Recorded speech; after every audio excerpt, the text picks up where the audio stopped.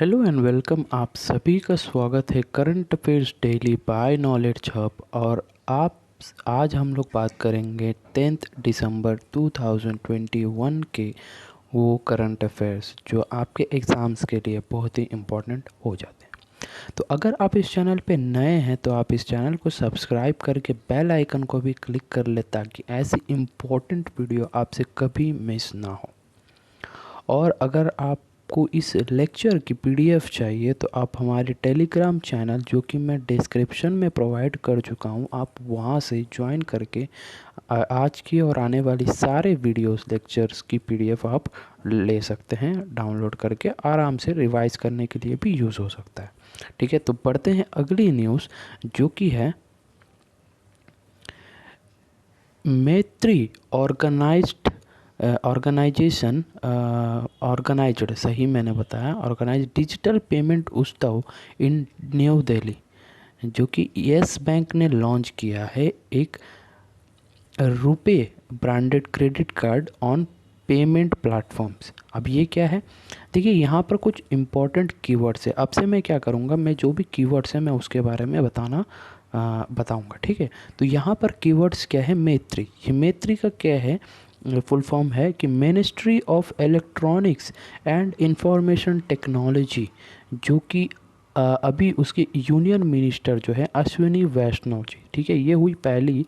तो इन्होंने ऑर्गेनाइज़ किया है डिजिटल पेमेंट उत्सव, जिसके किसके द्वारा हुआ, एस बैंक के द्वारा हुआ। एस बैंक की बात करें तो एस बैंक की जो मैनेजिंग डायरेक्टर एंड सीईओ है प्रशांत कुमार जी हैं, और हेडक्वार्टर्स की बात करें मुंबई महाराष्ट्र में है। और इनकी जो टैगलाइन है वो है एक्सपीरियंस आवर एक्सपर्टाइज।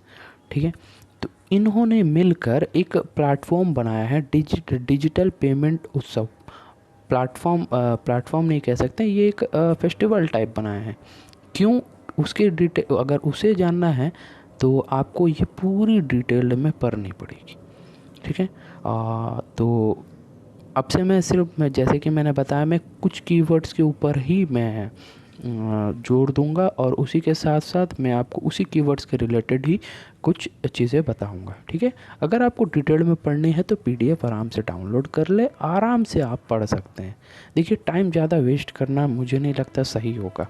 बस आपको कुछ इंपॉर्टेंट कीवर्ड्स यहाँ से आपको जान लेना है। जो भी मैं एक्सप्लेन कर रहा हूँ उसे से आपको हल्की से समझ लेना है और इसे रिवाइज़ करना है वीकली बेसिस पे। मैं सोच रहा हूँ कि वीकली बेसिस में आप लोगों के लिए एक करंट अफेयर्स की समरी दूँ कि पूरी वीक में जितने भी वीडियोस में डालता रहूँगा उन सभी की एक छोटी सी समरी करके एक वीडियो में प्रोवाइड करूँ। अगर आप लोग मुझे डिस्क्रिप्शन में यस आप weekly current affair we need weekly current affairs बोल के अगर आप मुझे लिखते हैं तो मैं ज़रूर इसके ऊपर काम करूँगा और आप लोगों को जितना जल्दी हो सके उतनी ही जल्दी मैं आप लोगों को प्रोवाइड करने की कोशिश करूँगा। ठीक है, तो बढ़ते हैं अगली न्यूज़ के ऊपर जो कि है PM inaugurated AIIMS fertiliser plant and ICMR centre in Uttar Pradesh. तो यहाँ से इम्पॉर्टेंट 3 चीज़ें हो रही हैं। पहली है पीएम प्राइम मिनिस्टर जो कि हमारे देश के हैं नरेंद्र मोदी, जिनकी अभी सेकंड टर्म चल रही है जो कि 2020 से स्टार्ट हुई है और चलेगी 2024 तक।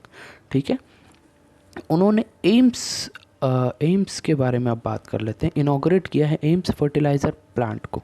अब बात करते हैं एम्स के बारे में, तो एम्स की जो फुल फॉर्म हो रही है वो है all India institute of medical science. तो ये हो गई। और दूसरी है फर्टिलाइज़र प्लांट, उसी जगह पर एक फर्टिलाइज़र प्लांट बनाया जा रहा है।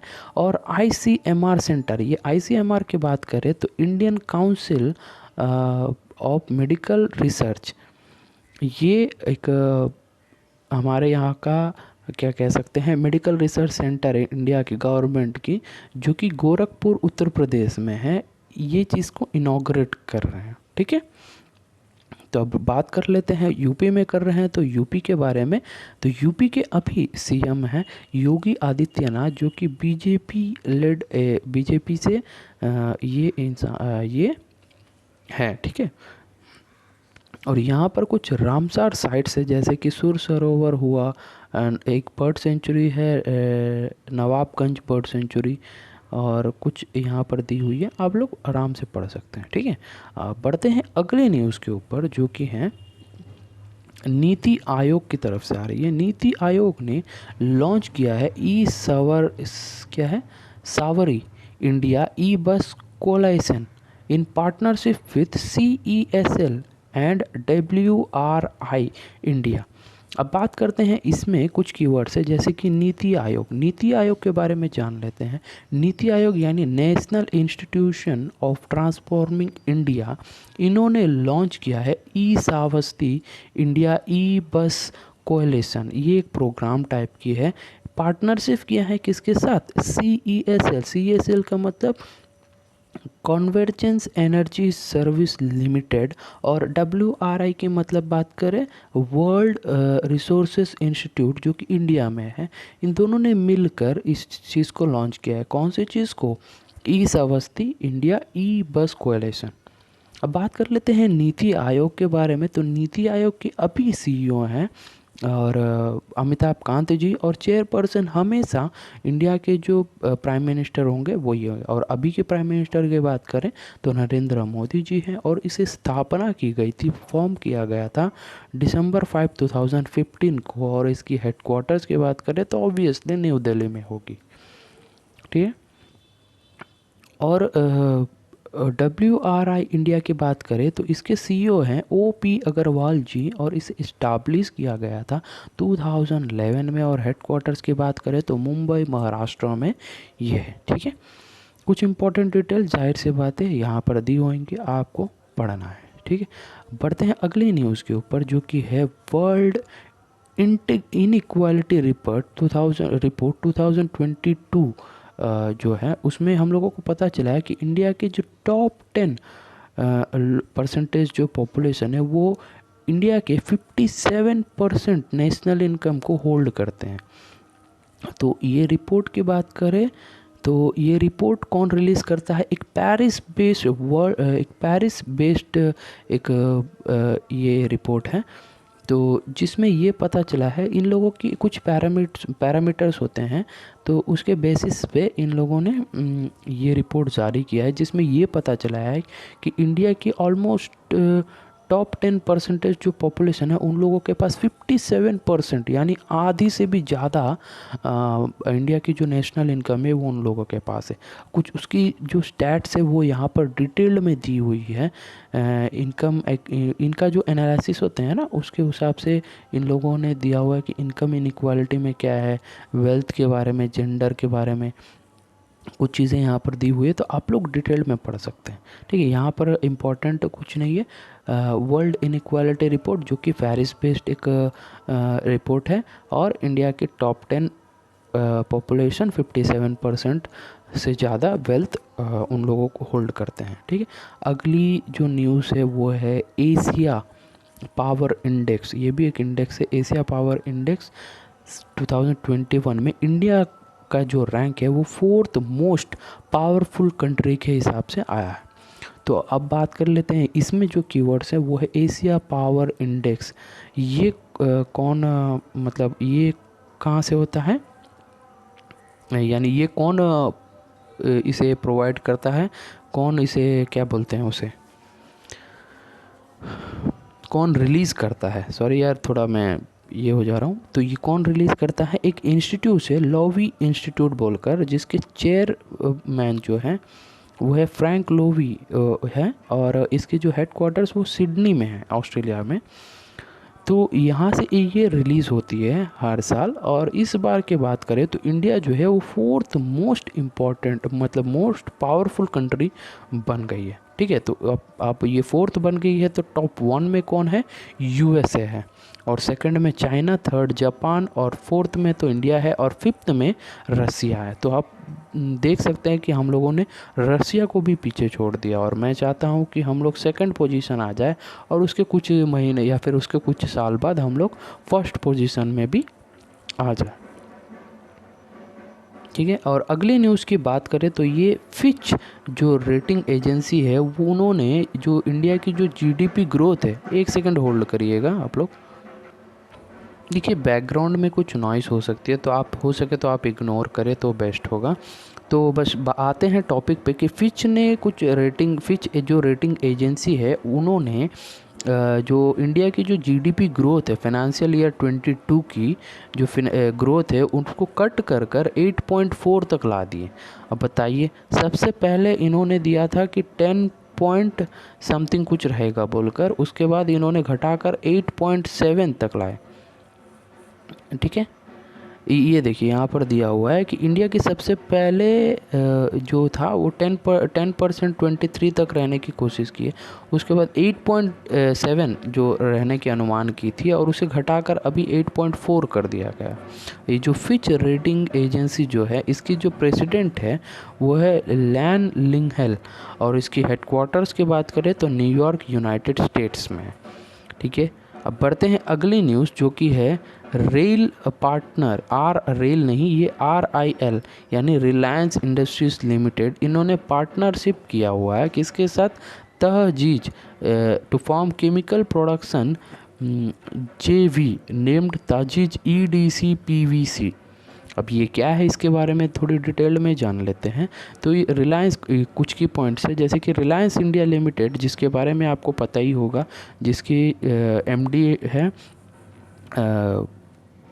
मुकेश अंबानी जी, और इन्होंने एक पार्टनरशिप किया हुआ है कि अबू धाबी की एक कंपनी तहजीज किस लिए, ताकि जो केमिकल प्रोडक्शन है उसमें इम्प्रूवमेंट के लिए है, यानी केमिकल क्या कह सकते हैं, केमिकल इंडस्ट्री में भी रिलायंस इंडस्ट्रीज अभी एंटर करना चाहती है, तो इस चीज़ के लिए उन लोगों ने मिलकर एक पार्टनरशिप किया हुआ है। ठीक है, तो इसी न्यूज़ में सिर्फ इतना ही है, अगर आपको डिटेल्ड में जानना है तो आप ये सब पढ़ सकते हैं। ठीक है, अगली न्यूज़ की बात करें तो दो है, जैसे कि नीलमणि पुखन और दामोदर मौजो, इन दोनों को ज्ञानपीठ अवार्ड्स मिला है। ठीक है, तो ये वो दो लेजेंड्स हैं, इन लोगों को अवार्ड मिली है। ठीक है,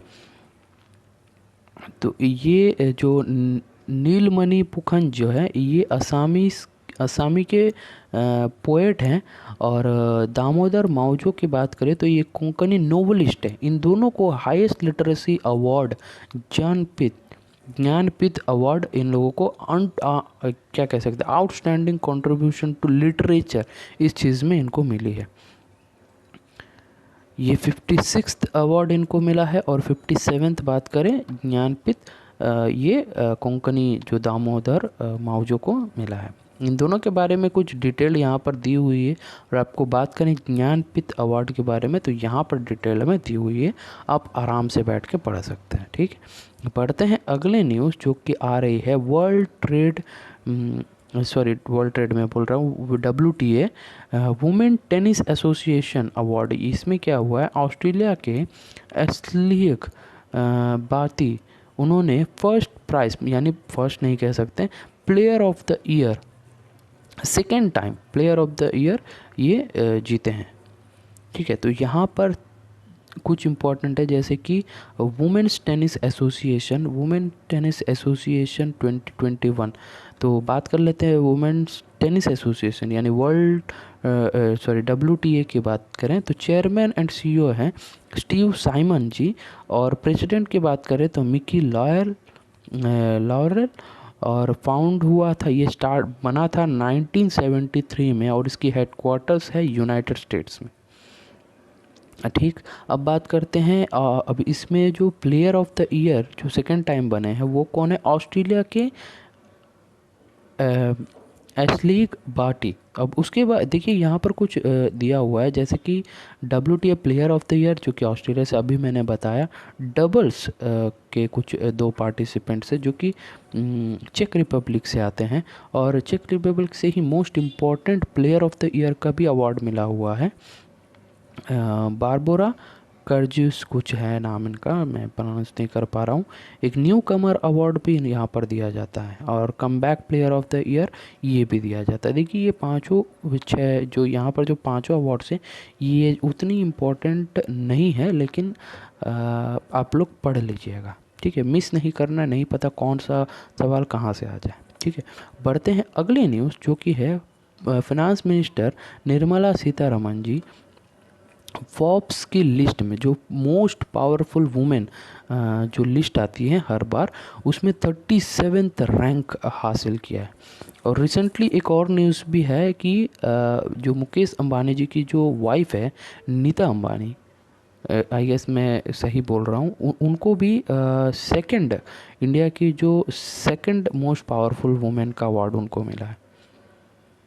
ठीक है, तो इसमें सिर्फ इतना ही है, finance minister Nirmala Sitharaman ji 37th rank हासिल की हुई है, वर्ल्ड की जो टॉप 100 मोस्ट पावरफुल वुमेन है। और साथ ही साथ जो नायका के फाउंडर है फाल्गुनी नायर, उनको 88th रैंक मिली है, और ये भी टॉप 100 की लिस्ट में आ गई। ठीक है, और बाकी कुछ हैं, आप चाहे तो पढ़ सकते हैं। अब बढ़ते हैं अगली न्यूज़, जो कि है president Ramnath Kovind presented president standard to Indian navy's 22nd missiles vessel squadron. तो इसमें क्या हुआ है कि प्रेसिडेंट रामनाथ कोविंद जी प्रेजेंट किए हैं इंडियन नेवी के जो 22nd मिसाइल वेसल स्क्वाड्रन होता है ना, उसमें किसी को प्रेसिडेंट स्टैंडर्ड अवार्ड, यानी क्या कह सकते हैं, उस लेवल की रेस्पेक्ट कह सकते हैं, दिया हुआ है। यहाँ पर देखिए कुछ डिटेल में दिया हुआ है कि 8 दिसंबर को ये चीज़ घटना हुई, घटना नहीं कह सकते, ये इंसिडेंट हुआ, इंसिडेंट भी नहीं है, ये न्यूज़ बनी, जिसमें क्या हुआ कि प्रेसिडेंट स्टैंडर्ड जो अवार्ड, देखिए स्टैंडर्ड प्रेसिडेंट तक का स्टैंडर्ड का एक अवार्ड ही कह सकते हैं, एक रिकग्नाइजेशन कह सकते हैं, जो किलर स्क्वाड्रन जो परेड होता है उसमें जो इंडियन नेवी की, जिसे हम लोग किलर स्क्वाड्रन भी कहते हैं, उस टीम को कह सकते हैं, उस स्क्वाड्रन को प्रेसिडेंट स्टैंडर्ड की रिकग्नाइजेशन मिल गई है। ठीक है, देखिए हो सकता है कि मैं थोड़ी उल्टा पुल्टा कर दे रहा हूँ, तो आप लोग एडजस्ट कर लीजिएगा, बस यही छोटी सी रिक्वेस्ट है। बट हाँ, ऐसी बात नहीं है कि मैं कुछ अलग कह रहा हूँ, जो है मैं वही चीज़ कह रहा हूँ। बट रिसेंटली मैंने एक क्वेश्चन किया हुआ था, तो कुछ लोग मुझे बताएं कि वीडियो की लेंथ जो है बहुत लंबी हो जा रही है, तो इसीलिए उन लोगों ने मुझे सजेस्ट किया कि जो भी न्यूज़ हैं आप उस न्यूज़ के साथ साथ उसमें से कुछ जो कीवर्ड्स हैं आप उसी पे सिर्फ फोकस करें, बाकी न्यूज़ जैसे आप प्रोवाइड कर रहे हैं उसी तरह आप प्रोवाइड करें, हम लोग पढ़ लेंगे। तो वीडियो की लेंथ इतनी ज़्यादा हो जा रही है, इसी कारण मैं कम कर दे रहा हूँ, और बाकी क्वालिटी में कोई कॉम्प्रोमाइज़ नहीं कर रहा। ठीक, तो बढ़ते हैं अगले न्यूज़ के ऊपर, जो कि आ रही है फॉर्मर सीईसी, अब ये सीईसी कौन है, chief election commissioner Sunil Arora join किए हैं board of advisors of Idea. Idea का आपको मतलब पता होगा, वो जो सिम नहीं जो हम लोग यूज़ करते हैं, आइडिया का मतलब है institute for democracy and electoral assistance. ये स्टॉकहोम बेस्ड एक ऑर्गेनाइजेशन है, यहाँ पर अभी ये ज्वाइन किए हैं। ठीक है, सुनील अरोरा जी। तो ये न्यूज़ इतना ही है। और बात कर रही है आइडिया यानी institute for democracy electoral assistant के बारे में, तो इसके हेडक्वार्टर से ये स्टॉकहोम, जैसे कि मैंने बताया, इसे फाउंड किया गया था 27 फेब 1995। तो ये है वो इंसान सुनील अरोरा जी। ठीक है, ये प्रीवियसली चीफ इलेक्शन कमिश्नर भी रह चुके हैं। ठीक, तो अब बढ़ते हैं अगले न्यूज़, जो कि है India successfully test fires virtual launch short range surface to air missile. ठीक है, सरफेस टू एयर मिसाइल तो इंडिया ने की है, तो इंडिया के बारे में तो आप सभी को पता ही होगा। टेस्ट फायर की है virtual launch short range surface to air missile, यानी शॉर्ट रेंज यानी इसकी रेंज जो है बहुत कम होगी। अब वो रेंज कितनी होगी ये डिपेंड करती, नज़दीकी जो भी है शॉर्ट रेंज यानी आप पकड़ सकते हैं 100 मीटर्स बोल रहा हूँ, 50 या फिर 100 किलोमीटर्स के रेडियस के अंदर ही ये हो सकता है, या फिर उससे भी कम होती होगी। ठीक, अब बात करते हैं ये किसने डेवलप किया है। अब ये तो मिसाइल कोई ना कोई तो बनाएगा ही, अब बनाया कहाँ है, कौन है? डीआरडीओ। डीआरडीओ की बात करें तो चेयरमैन है जी सतीश रेड्डी। हेडक्वार्टर्स की बात करें तो न्यू दिल्ली में है। और इसकी जो पेरेंट जो मिनिस्ट्री है, इस कौन से मिनिस्ट्री के अंडर में आती है? मिनिस्ट्री ऑफ डिफेंस के अंडर में आती है। ठीक है। और एक क्वेश्चन आप यहाँ से बन सकता है कि ये कहाँ से टेस्ट फायर किया गया है। देखिए ऑब्वियसली मैक्सिमम जितने भी मिसाइल्स होते हैं वो चांदीपुर, जो उड़ीसा के एक कोस्टल एरिया है चांदीपुर, वहाँ से होती है। और एक है APJ Abdul Kalam land island, वहाँ से भी कुछ टेस्ट फायर्स की जाती है। और जितने भी रॉकेट्स जो है वो लॉन्च होती है वो श्रीहरिकोटा जो कि आंध्र प्रदेश में है। ठीक है। पढ़ते हैं अगले न्यूज़ के ऊपर। ये भी कुछ वैसे ही है। India successfully test fires air version और ब्रह्मोस सुपरसोनिक क्रूज मिसाइल। अच्छा, ये क्रूज मिसाइल है, ये भी डीआरडीओ के द्वारा ही डेवलप किया गया है। तो इसमें भी की पॉइंट्स की बात करें कि इंडिया के बारे में आप जानते ही हैं। ये टेस्ट फायर किए एयर वर्जन। देखिए ब्रह्मोस आपको पता ही होगा तरह तरह की इसकी वर्जन से। तो अभी जो टेस्ट फायर किया गया ये एयर वर्जन है, हवा में ही सुपरसोनिक क्रूज मिसाइल। ठीक है। ये भी देखिए चांदीपुर रेंज जो कोस्ट है वहीं से ये भी टेस्ट फायर किया गया। ठीक है। इसका नाम आपको पता ही होगा ब्रह्मोस कैसे आया है। आपको अगर पता है तो आप मुझे कमेंट करके बता सकते हैं, वरना यहाँ पर तो दी हुई है। ठीक, तो बढ़ते हैं अगले न्यूज़ के ऊपर जो कि है नासा। देखिए यूएसए की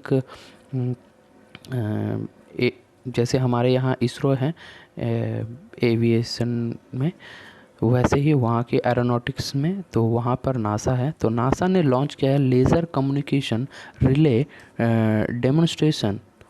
ठीक है। And UVSC pathfinder. अब ये यूवीएससी क्या है? Ultraviolet spectrocoronagraph. ये टेक्नोलॉजी के साथ ये चीज़ है जो कि नासा ने अभी लॉन्च किया है। अब बात करते हैं नासा के बारे में। तो एडमिनिस्ट्रेटर देखिए यहाँ पर दिया हुआ है बिल नेल्सन, और उसकी headquarters Washington DC United states of America में है। ठीक, तो ये है न्यूज़। और अगली न्यूज़ की बात करें तो एक पद्मश्री अवॉर्डी है नंद किशोर पुस्तेजी, इनकी देहांत हो गई रिसेंटली। ये एक वेल नोन टीचर है उड़ीसा से। ठीक है। इनको नंदा सर भी कहा जाता है और ये भुवनेश्वर में रिसेंटली इनका मृत्यु हो गया। ये पद्मश्री अवार्ड इनको मिला था। ठीक है। क्योंकि जाजपुर एक जगह है वहाँ पर ये फ्री में एजुकेशन प्रोवाइड करते थे। तो इसीलिए इनको पद्मश्री अवार्ड से दिया गया है एजुकेशन फील्ड में। और अभी जैसे कि इतने बड़े इम्पोर्टेंट पर्सन है तो इनका मृत्यु यानी इसीलिए हम लोगों को ये न्यूज़ पढ़नी पड़ेगी। ठीक, तो अगली न्यूज़ नहीं, ये इम्पोर्टेंट डे है, वो है सार्क चार्टर डे जो कि 8 दिसंबर को ऑब्जर्व किया जाता है। सार्क का फुल फॉर्म आप सभी को पता ही होगा, south Asian association for regional cooperation. आपको मुझे बताना है सार्क में वो कौन सी कंट्रीज़ आती है। ठीक है, यहाँ पर दी हुई है, लेकिन आप चाहें तो मुझे कमेंट करके बता सकते हैं, क्योंकि अगर हम लोग कमेंट करते हैं तो हम लोग टाइप करेंगे। जब टाइप करेंगे तो हम उसे अच्छी तरह से रिकॉग्नाइज़ कर सकते हैं और याद रख सकते हैं। ठीक, ये और देखिए यहाँ पर कुछ इंपॉर्टेंट है। ये 37th सार्क चार्टर डे है। सबसे पहले कब हुआ था? 85 में हुआ था, 1985 में। सार्क की बात करें तो इसकी जो चेयरमैनशिप है वो अभी नेपाल के पास है। और सेक्रेटरी जनरल की बात करें तो एसेला रोवान वीरकुन, ये श्रीलंका के हैं, इनके पास है। और सेक्रेटरीट जो है काठमांडू, सेक्रेटरीट कहाँ पर है? काठमांडू, नेपाल। ठीक, तो अगली जो इम्पोर्टेंट डे है वो 261st army service crops raising day, ये 8 दिसंबर को ऑब्जर्व किया जाता है। बस इतना ही है इसमें। ये इम्पोर्टेंट डे है, तो आप लोग डिटेल में अगर आपको जानना है तो आप लोग यहाँ से पढ़ सकते हैं। ठीक, तो ये थी आज की वीडियो जो कि हम लोगों ने पढ़ ली है। और अगर आप देखिए, अगर आपको लग रही है कि यार ये तो बड़ा स्लो हो गया तो आप मुझे बता सकते हैं, कमेंट कर लीजिए, आपको कुछ भी लेंथ हो रही है, और अगर आपको लग रहा है कि वीडियो की लेंथ जो है वो शॉर्ट हो रही है, हमें कुछ समझ नहीं आ रहा है, आपने इस पोर्शन पे कुछ जो बताया वो हमें समझ नहीं आया है, टाइम वाला जो है वो आप ऐड कर दीजिए। जैसे कि सपोज़ आपको 10 मिनट 12 सेकंड में आपको कोई चीज़ है वो समझ नहीं आया, तो आप वहाँ पर टाइम लिख दीजिए कि 10 और 12 पे हमें ये पॉइंट हमें समझ नहीं आया, तो प्लीज़ एक्सप्लेन इट।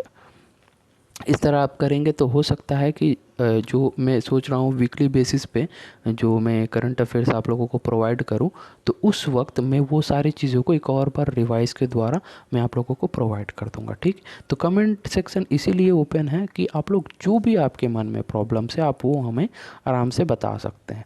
और उसी के साथ साथ अगर आप इस चैनल पे नए आए हैं तो सब्सक्राइब कर लें हम लोगों को, और वीडियो अच्छी लगी है तो लाइक करें और शेयर करें जितने भी ज़रूरतमंद लोगों को। और अगर आप चाहते हैं कि इस लेक्चर के पीडीएफ चाहिए तो आप टेलीग्राम ज्वाइन कर सकते हैं, जिसका लिंक मैं डिस्क्रिप्शन में प्रोवाइड कर चुका हूँ। और अंत में आप सभी को एक ही चीज़ कह सकता हूँ, थैंक यू। मिलते हैं अगले वीडियो में, तब तक के लिए जय हिंद।